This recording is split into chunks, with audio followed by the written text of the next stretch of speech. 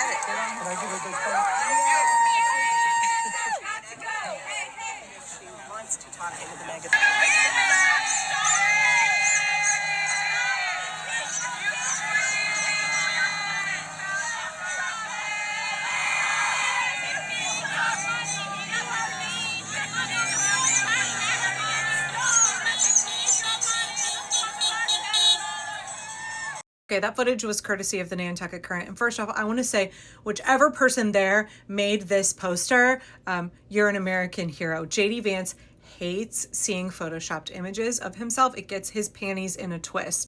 Mockery, ridicule, derision, these are all important techniques to employ when you are standing up, when you are protesting against authoritarians. Not just useful against JD Couchfucker Vance and his little shorty pants. It's useful against any strong man in power. When you feel free to vocally, publicly make fun of them. You deprive them of some of their power. They want to seem like they are larger than life. They are all powerful. They are some kind of godlike figure. And when you are openly ridiculing them, you're saying, I'm not afraid of you, one, and two, you're just a person. And not only that, but like a sad, deeply uncool, pathetic little person. You just happen to be completely craven and immoral and have no problem doing absolutely unethical and unconstitutional things. You're not some kind of super genius. You're not all powerful. You're not some big strong man. You're just corrupt and insecure. So mad props to Nantucket Indivisible and Massachusetts 5051. This is what grassroots resistance looks like. It's ordinary people who are willing to take time out of their day to stand up, to cause a stink, to draw attention to what's happening, as well as all of the things behind the scenes, boycotting, legislative advocacy, using whatever influence we have to erode the pillars of support under the regime. There are protests going on every single day around the country. We know that corporate legacy media is suppressing those stories. We know that they're not getting the attention that they should. Every protest is important. Every act of sustained resistance is important. It doesn't necessarily matter if every protest is bigger than the next. It doesn't matter that every protest is not millions and millions of people. What we need is a consistent proportion of all of us resisting day in and day out. It is about how sustained, how dug in like a tick we all are, how we will not be silenced. We will not sit down. We will continue to stand up for the rule of law. So I'm really proud of these folks. Even though I may not agree with all of their messaging, I'm not like a huge fan of the American flag. I'm not particularly patriotic. I love my community. I love the idea of what America could become. But I understand not all parts of the country are culturally identical to Portland, Oregon. I understand that people have different relationships with the flag, especially veterans. I understand that people who are more conservative than me, who have kind of different social positions than me, they also care about defeating fascism. They also are not happy with what's happening. They also care about immigrants. They also care about the Constitution. And I'm perfectly willing to ally with those people, and I'm perfectly willing to cheer them on when they stand up against the authoritarians. Their way of protesting, their messaging is not exactly identical to what I would want, but that really doesn't matter. What matters is that we are a broad-based coalition of diverse people who are aligned around one mission, and that is stopping the authoritarian overreach of Donald Trump and instituting a democracy that represents the people here in the United States. So I hope JD Vance had a terrible time in Nantucket. Mad props to y'all out there. Let's keep it up. All around this country, sustained resistance. Your act may feel small, it may feel inconsequential, but it is the cumulative power of all of us consistently resisting, finding new ways to push back, new ways to organize. We need to be organizing for those big lifts like a general strike. We need to be drawing more people into the movement, but these small, sustained acts like that protest in Nantucket yesterday absolutely, absolutely matters. Keep it up, y'all.